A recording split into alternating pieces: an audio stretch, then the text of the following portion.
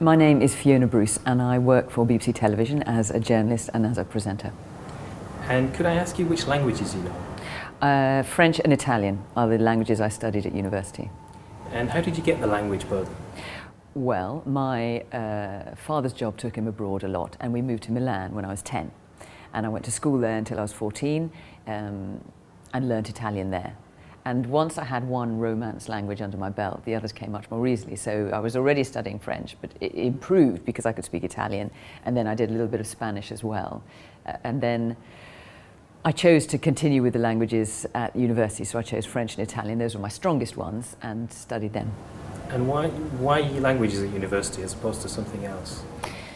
To be honest, I was the first person in my family to go to university, so it didn't occur to me to do anything other than what I was best at. And I was best at languages, so that's what I did. But also I really enjoyed them. I really enjoyed them, and I really enjoyed the literature and just being able to talk in a different language.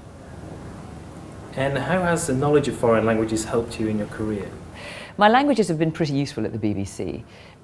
As a researcher on a programme called Panorama, a current affairs programme, I had to interview politicians in Italian.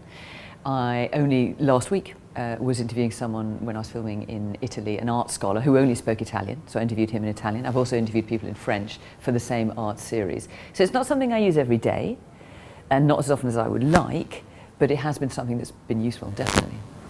And have you got into any adventures with your languages that you wouldn't have been able to do otherwise? There have been times where I've done particular interviews with Italian government ministers, for example, because I'm the only one in the office who speaks Italian. There aren't many people you find who speak Italian, generally. So certainly having languages has meant there are certain jobs that I have done because only I was capable of doing them, and that was definitely an advantage. And English has become the dominant global language. How do you respond to those that say knowing English is enough these days as Brits and we don't need to learn other languages? There is something in the idea that you only need to speak English, and it is the lingua franca of business. But I would say, if that's all you do, you are missing out massively. Because when I go to France or Italy, those are the only two languages I speak, plus a bit of Spanish. I can engage with people in that country in a completely different way, understand their culture, just get so much closer to what that country is all about. And actually it's more fun. It's more fun going to these countries if you can speak to people in their own language. So I would wholeheartedly recommend languages, even if you just end up using them as a hobby. It enriches your life. It really does. And what advice would you give to young people, teenagers, maybe thinking whether they should study GCSE, A-level, maybe university school? What advice would you give them? If you're thinking of taking languages on to A-level or to university, if you enjoy them, do it. You know, it's not vocational necessarily. It can be, but it isn't always, but it enriches your life.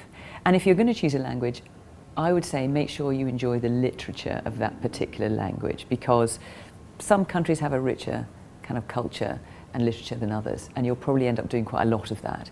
I really enjoyed that aspect of it, so certainly take a look at that.